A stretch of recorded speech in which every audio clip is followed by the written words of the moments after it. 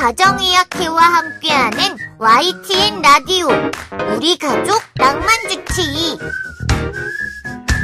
네, 안녕하세요. 건강을 위해서라면 뭐든지 물어보는 개그맨 동엽 이동엽 인사드리겠습니다. 오늘의 낭만주치 한양대 명지병원 가정의학과 신현영 교수님과 함께하겠습니다. 교수님 안녕하세요. 안녕하세요. 교수님 재채기. 재채기를 해버렸네. 아닌 것 같은데. 계속 이렇게 요즘에 예. 코도 훌쩍훌쩍거리고 재채기가 많이 나옵니다. 예. 이게 왜 이런 거예요? 혹시 알레르기 비염 아닐까요? 아, 그래요? 알레르기 비염 이게 뭐예요? 보통은 알레르기 비염은 코 점막의 알레르기 염증 반응에 의해서 콧물이나 코막힘, 재채기 같은 증상이 나타나는 거예요. 요즘에는 더더욱이 환절기 때라 호흡기 질환들이 많이 늘어나서 여러 가지 원인 중에 하나일 수 있습니다. 아, 그래요? 그럼 알레르기 비염의 원인은 뭡니까? 꽃가루 때문에 그런 거예요? 아니면 봄철이라서 그런 거예요? 뭐예요? 보통은 계절성으로 오는 경우가 있는데요. 그럴 때는 봄철이 될 때 꽃가루, 나무 분진 이런 것들의 원인이 되는 알러지 증상이 있는 분들이 있고요. 또는 사계절 내내 나타난다. 그런 경우는 진먼지, 진드기 아니면 동물의 털 이런 것들이 원인이 될 수도 있죠. 아, 그렇군요. 제가 털이 많아서 그런지 아내가 옆에서 맨날 재채기를 하거든요. 어쩐지 저도 지금 재채기가 나려고 그래요. 재채기.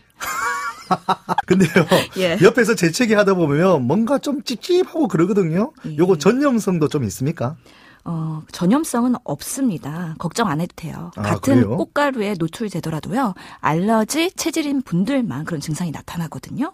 하지만 가족력이나 직업력 이런 것들은 영향이 있을 수가 있어요. 아, 그렇군요. 그럼 끝으로요.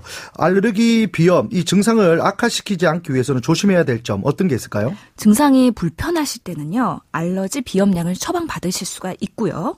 또 피부 유발 검사를 해봐서 원인 되는 물질을 확인해 볼 수가 있어요. 아, 그렇군요. 예, 진먼지, 진드기가 원인이면 침구나 커튼을 세탁하는 거, 실내 온도를 조금 낮게, 습도도 낮추면서 진먼지 번식을 막는 노력도 해볼 수 있겠습니다. 이야, 이렇게 해서 오늘도 궁금증 하나가 해결이 됐습니다.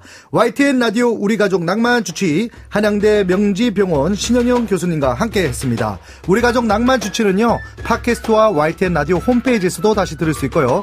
자세한 사항은 의사 선생님들과 상담하셔야 된다는 점 꼭 기억해 주세요.